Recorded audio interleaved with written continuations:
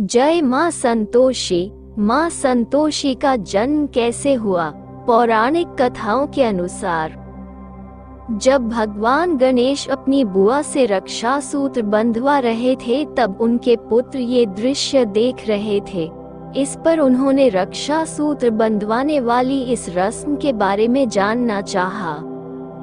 अपने पुत्रों की बातें सुन गणेश जी बोले कि यह केवल एक धागा नहीं बल्कि एक रक्षा सूत्र है, एक सुरक्षा कवच रूपी रक्षा सूत्र जो भाई बहन के प्रेम और आशीर्वाद का प्रतीक है। अपने पिता के मुख से यह बातें सुन दोनों भाई शुभ और लाभ एक बहन की जिद पकड़ कर बैठ गए। दोनों कहने लगे कि अगर ऐसा है तो हमें भी एक बहन चाहिए। दोनों की हठ को पूरा करने के लिए भगवान गणेश ने अपनी अलौकिक शक्तियों से एक ज्योति को उत्पन्न किया और उस ज्योति में अपनी दोनों पत्नी रिद्धि और सिद्धि की आत्मशक्ति के साथ उसे सम्मिलित कर लिया। आत्मशक्ति सम्मिलित करने के बाद उस ज्योति ने कन्या का रूप धारण कर लिया। इस प्रकार भगवान गणेश की पुत्री का जन्म हुआ। गणेश जी ने अपनी पुत्री का नाम संतोषी रखा। माँ संतोषी से जुड़ी एक व्रत कथा। ये कथा पौराणिक कथाओं से ली गई है। एक बुढ़िया थी, उसका एक ही पुत्र था। बुढ़िया पुत्र के विवाह के बाद बहू से घर के सारे काम करवाती, परंतु उसे ठीक से खाना नहीं देती थी। ये सब लड़का देखता पर माँ से कुछ भी नहीं कह पाता।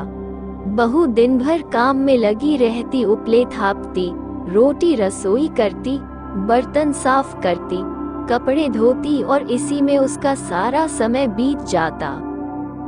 काफी सोच विचार कर एक दिन लड़का माँ से बोला, माँ मैं परदेश जा रहा हूँ।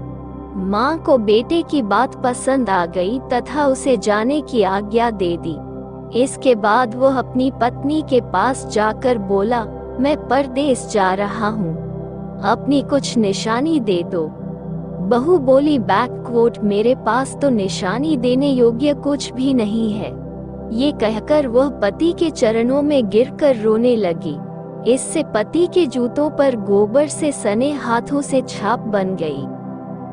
पुत्र के जाने बाद सास के अत्याचार बढ़ते गए। एक दिन बहू दुखी हो मंदिर चली गई। वहां उसने देखा कि बहुत सी स्त्रियां पूजा कर रही थीं। उसने स्त्रियों से व्रत के बारे में जानकारी ली तो वे बोली कि हम संतोषी माता का व्रत कर रही हैं। इससे सभी प्रकार के कष्टों का नाश होता है।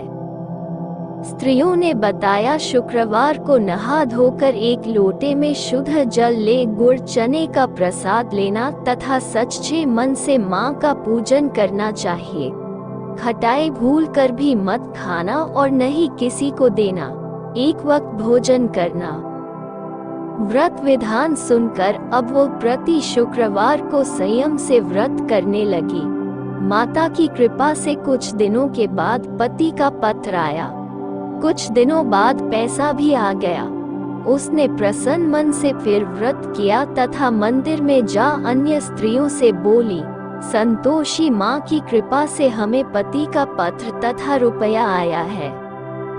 अन्य सभी स्त्रियां भी श्रद्धा से व्रत करने लगी। बहू ने कहा, हे माँ, जब मेरा पति घर आ जाएगा तो मैं तुम्हारे व्रत का उद्यापन करूंगी। अब एक रात संतोषी माँ ने उसके पति को स्वप्न दिया और कहा कि तुम अपने घर क्यों नहीं जाते? तो वह कहने लगा, सेठ का सारा सामान अभी बिका नहीं, रुपया भी अभी नहीं आया है। उसने सेठ को स्वप्न की सारी बात कही तथा घर जाने की इजाजत मांगी, पर सेठ ने इनकार कर दिया। माँ की कृपा से कई व्यापारी आए, सोना चांदी तथा अन्य सामान खरीद कर ले गए। कर्जदार भी रुपया लौटा गए।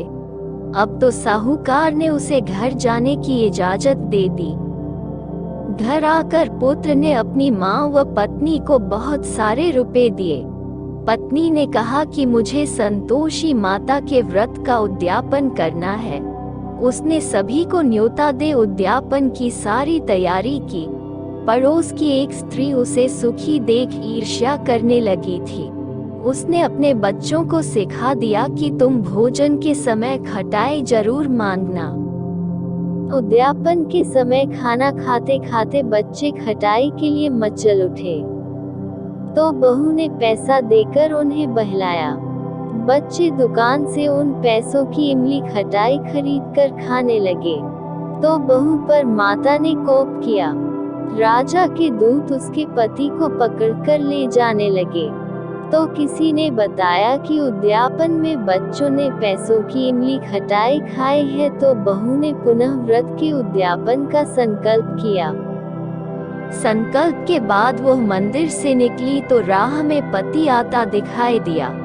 पति बोला, इतना धन जो कमाया है उसका कर राजा ने मांगा था। अगले शुक्रवार को उसने फिर विधिवत व्रत का उद्यापन किया। इससे संतोषी माँ प्रसन्न हुई। 9 माह बाद चांद सा सुंदर पुत्र हुआ। अब सास, बहू तथा बेटा माँ की कृपा से आनंद से रहने लगे। जय माँ संतोषी।